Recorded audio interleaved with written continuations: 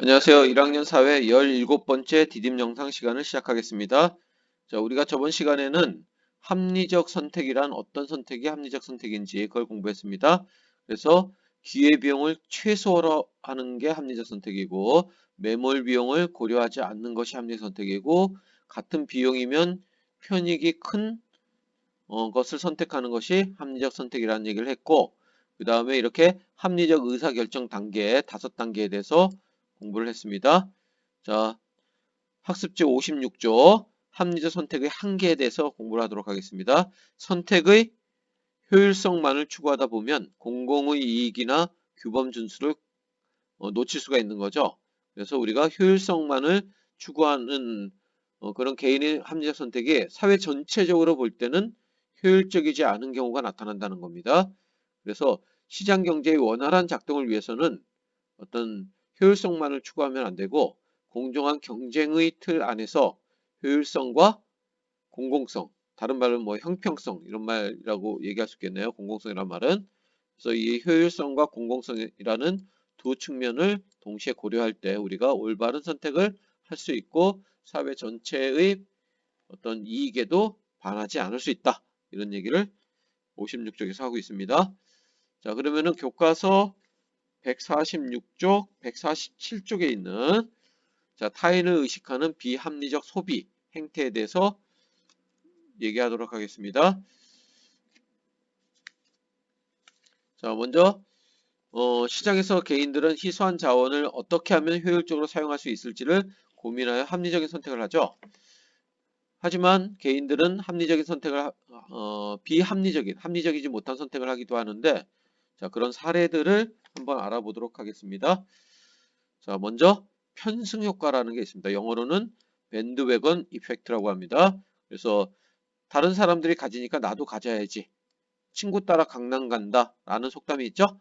자, 그 속담과 함께 마찬가지로 자, 친구가 소비하니까 나도 따라서 소비하는 거, 이런 것이 바로 편승 효과 또는 밴드웨건 이펙트라고 합니다. 밴드웨건 효과 이렇게 부릅니다. 그래서 또래 친구들이 구매하는 것을 따라 사거나 새로운 패션을 따라가려고 뭐 어떤 유명 연예인의 어떤 패션을 따라한다든지 이런 것들을 얘기하는 거죠. 자, 그 다음에 속물 효과라고 있죠. 속물 효과. 자, 146조 교과서를 보면 될 것 같아요. 그래서 속물 효과는 편승 효과와는 좀 반대되는 개념이죠. 편승 효과와는 반대되는 개념에서 스노브라는 말이 남들을 깔보며 혼자 잘난 척, 고고하게, 도도하게 잘난 척하는 사람들을 얘기하는 거죠. 그래서 다른 사람들과 똑같은 물건을 구매하지 않고 남들과는 다른 좀 특이한 그런 어떤 구매 행태를 보이는 그런 것을 속물 효과라고 얘기합니다. 남들 다 청바지 입는데 혼자 가죽 바지 입다든지 뭐 이런 것들을 얘기하는 거죠. 자, 이러한 행위를 하는 소비자는 소비를 결정할 때 다른 사람들이 많이 사용하는 제품일수록 구매 의사가 줄어드는 그런 특징이 있다. 자, 이런 것이 바로 속물 효과 또는 스노브 이펙트라고 얘기합니다. 그 다음 세 번째, 베블렌 효과. 베블렌 효과를 보면은 명품적 생각하면 됩니다. 다시 말하면은 어, 자기 과시하는 거. 자, 이런 것들, 이런 소비 행태를 베블렌 효과라고 얘기하죠. 그래서 어, 다른 사람의 존경과 복종을 유도하려고 과시 소비를 통해서 자신이 가진 재산 정도를 드러내는 그런 사람들을 얘기하는 거죠. 자신의 부나 소득 수준, 사회적 지위를 남에게 과시하고자 하는 소비를 배불리 효과라고 얘기합니다. 그래서 가격이 오르는데도 수요량이 오히려 증가하는 거죠. 우리 명품적 보면은 명품 비싼데도 잘 팔리는 경향이 있죠. 뭐 자동차 같은 경우에도 비싼 자동차일수록 더 선호도가 높은 뭐 그런 현상을 볼 수 있죠. 자, 그런 것들이 바로 베블렌 효과라고 얘기할 수 있습니다. 자, 이렇게 편승 효과, 속물 효과, 배불렌 효과 이런 것들은 다 비합리적인 소비의 행태다. 이렇게 얘기할 수 있습니다. 자, 그러면은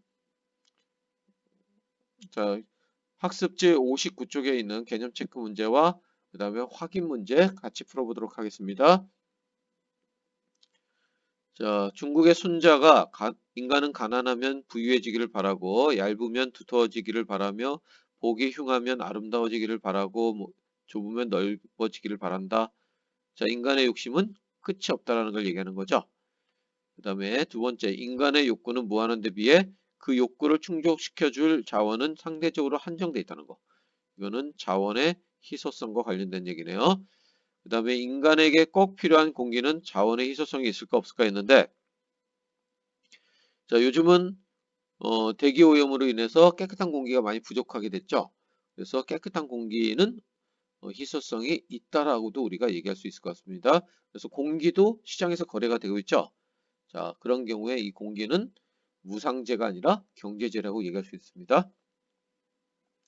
그 다음에 우리 주변에서 버려지는 쓰레기 같은 경우에도 만약에 재활용되는 쓰레기 같은 경우는 희소성이 있다. 이렇게 얘기할 수 있겠네요.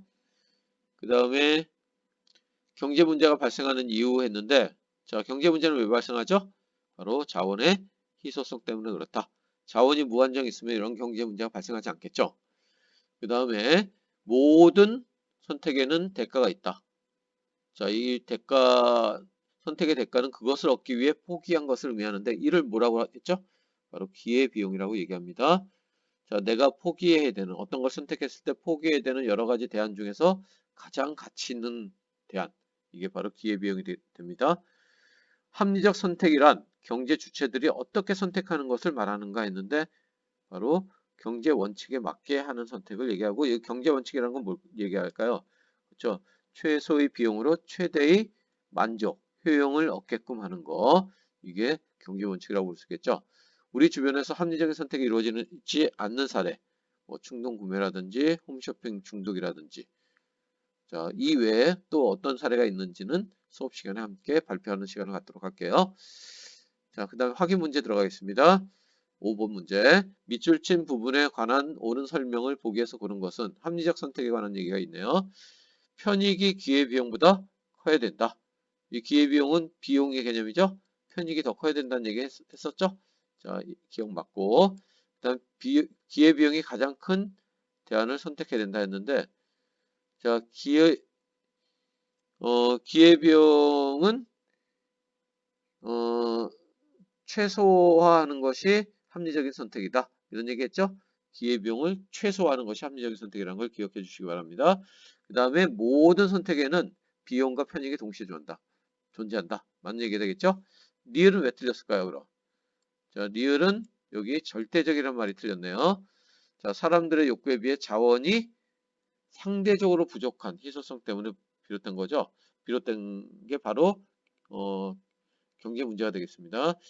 자, 여기 절대적이 아니라 상대적이라는 개념이라는 거. 그 다음에 6번 문제, 합리적 의사결정 단계 이렇게 했는데, 먼저 문제를 인식하는 단계죠. 나가 되겠네요. 자신이 선택해야 할 일이 무엇인지 생각하는 거. 다가 어떤 평가 기준을 정하는 거.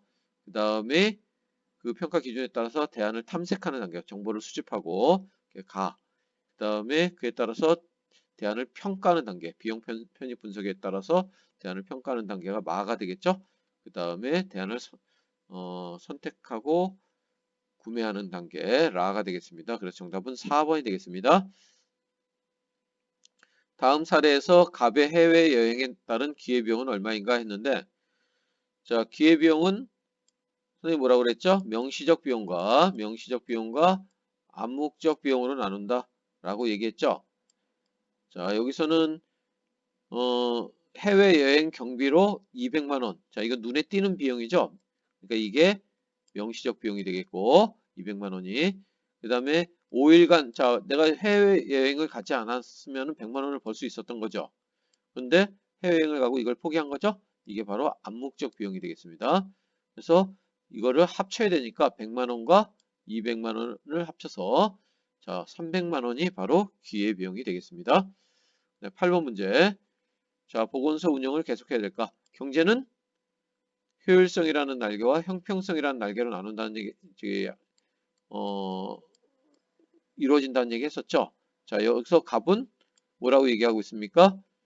어떤 경제 원칙에 따른 그런 선택을 추구하고 있죠. 효율성의 측면이고, 을은 어떤 사회 전체의 이익이라든지 사회적 약자를 고려한 선택을 얘기하는 거죠. 그래서 형평성의 측면입니다. 공공성이라고도 얘기한다고 그랬습니다. 그래서 여기서 정답은 뭘까요? 그쵸, 바로 2번이 되겠습니다. 자, 이상 17번째 디딤 영상 시간을 마치겠습니다. 수고했습니다. 잘 모르는 내용은 수업 시간에 선생님한테 질문을 하면 됩니다.